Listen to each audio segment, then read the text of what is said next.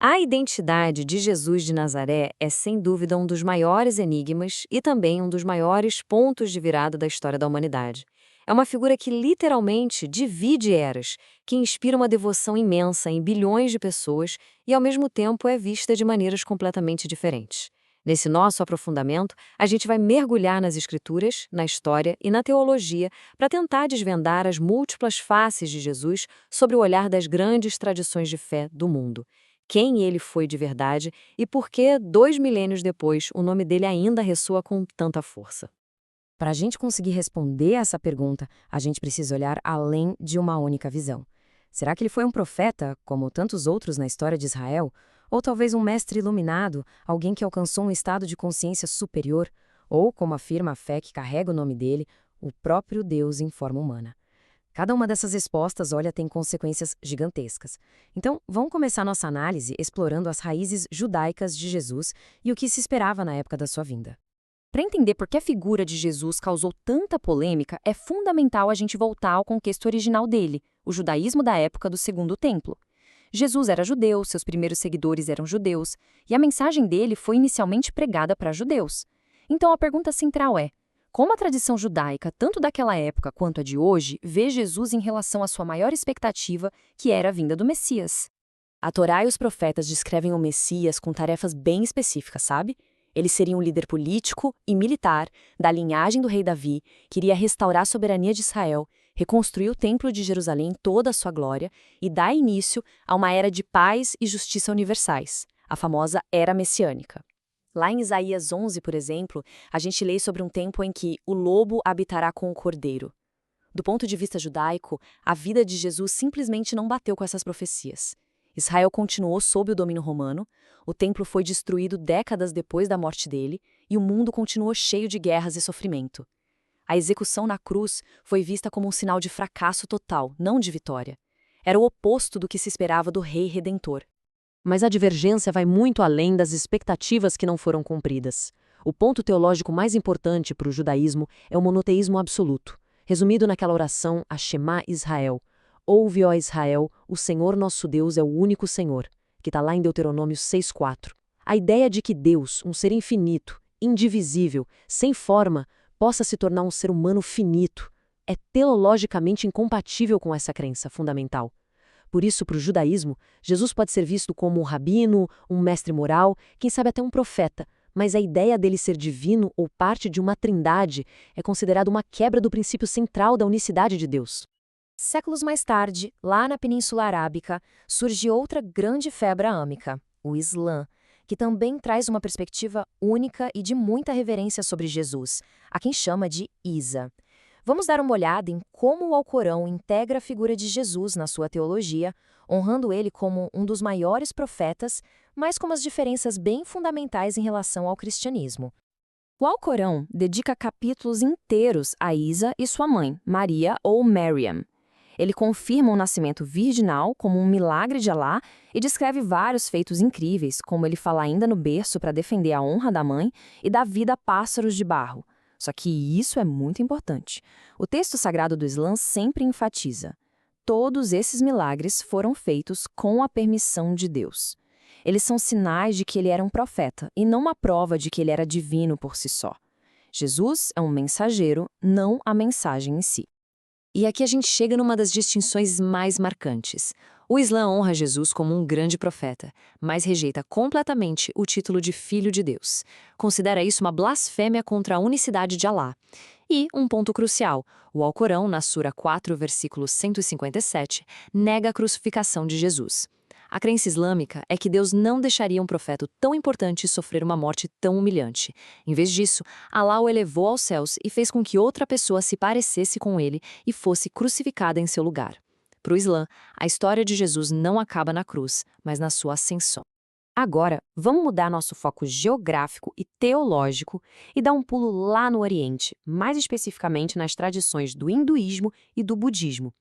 Essas religiões se desenvolveram com conceitos de divindade e de iluminação muito diferentes das fés abraâmicas. Quando a história de Jesus chegou nessas culturas, ele foi interpretado através das lentes espirituais que já existiam por lá. Esse slide aqui mostra de um jeito brilhante a flexibilidade dessas tradições. No hinduísmo, que tem a ideia de avatares, que são encarnações do divino que descem à Terra, Jesus é muitas vezes visto como um desses avatares, ou um sadhu, um mestre espiritual iluminado. Já no budismo, onde o objetivo é superar o sofrimento, o dukkha, acabando com a ignorância e o desejo, Jesus é visto como um bodhisattva, um ser iluminado que ensinou um caminho de compaixão e desapego, bem parecido com os ensinamentos de Buda. A ideia de pecado como uma ofensa a um Deus criador não é central, então a necessidade de um Salvador para morrer pelos pecados não se aplica da mesma forma. Então, o ponto central aqui é a diferença entre ser um caminho e ser o caminho.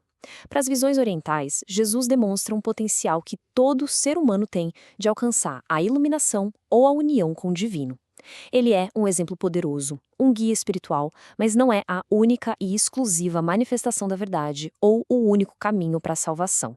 Ele se junta a uma galeria de grandes mestres e seres iluminados como Buda, Krishna e outros.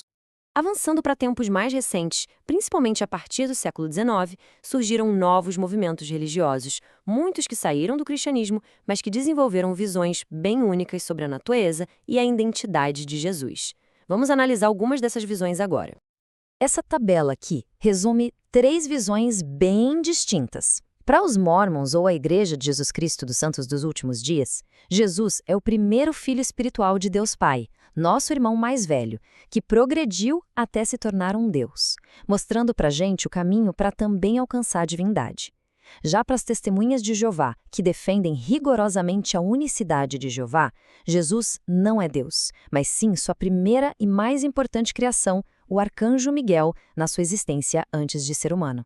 E naquela mistura de crenças da nova era, Jesus é frequentemente visto como um mestre ascensionado, uma alma muito evoluída que alcançou a consciência crística, um estado de iluminação que, em teoria, estaria disponível para toda a humanidade. Apesar das diferenças, tem uma linha que conecta essas interpretações modernas. Todas elas, de um jeito ou de outro, enxergam Jesus como um ser que está abaixo de Deus Pai ou como um ser que foi criado. Nenhuma delas aceita a doutrina cristã tradicional da Trindade, onde Jesus é coigual e coeterno com o Pai. Ele é um mediador, um exemplo, um mestre, mas não o Deus Todo-Poderoso, que não foi criado e que sempre existiu. Depois de explorar todo esse panorama de interpretações que vê Jesus como mestre, profeta ou ser iluminado, a gente chega na afirmação que deu origem a todo esse debate, a reivindicação do próprio cristianismo sobre quem é Jesus, uma afirmação tão radical que historicamente mudou o rumo do mundo. E finalmente, a gente volta para a fé que leva o nome dele. A visão cristã não é só mais uma interpretação. Ela é a afirmação fundamental sobre a qual todas as outras visões reagem, seja aceitando partes dela ou rejeitando completamente. Vamos analisar a pedra angular da fé cristã. A fé cristã se apoia em 3 pilares que não podem ser separados: encarnação, sacrifício e ressurreição. A encarnação, que vem do latim incarnare, significa que Deus se tornou carne. O Evangelho de João, lá no capítulo 1, versículo 1, usa a palavra grega logos, que pode significar palavra, razão ou princípio divino, e diz: no princípio era o Logos, e o Logos estava com Deus, e o Logos era Deus. E no versículo 14 ele completa: e o Logos se fez carne e habitou entre nós. Para o cristianismo, Jesus não é só um mensageiro de Deus, ele é a própria mensagem, o próprio Deus revelado em forma humana. Ele não só mostrou o caminho, ele afirmou em João 14,6: eu sou o caminho, a verdade e a vida. Essa declaração do apóstolo Pedro, em Mateus 16, é o ponto alto dos evangelhos. Depois de perguntar aos discípulos quem o povo dizia que ele era, Jesus faz a pergunta mais importante de todas: e vocês? Quem vocês dizem que eu sou? A resposta de Pedro, tu és o Cristo, o Filho do Deus vivo, é considerada pelo cristianismo a confissão de fé fundamental. É a afirmação de que Jesus não é só um profeta, mas o Messias prometido e divino, uma crença que o separa de todas as outras visões que a gente analisou. Por causa dessa afirmação central, de que ele era divino, o cristianismo argumenta que a gente não pode simplesmente colocar Jesus na caixinha de bom mestre moral, como faríamos com Sócrates ou Confúcio. Nenhum outro grande mestre moral afirmou ser Deus.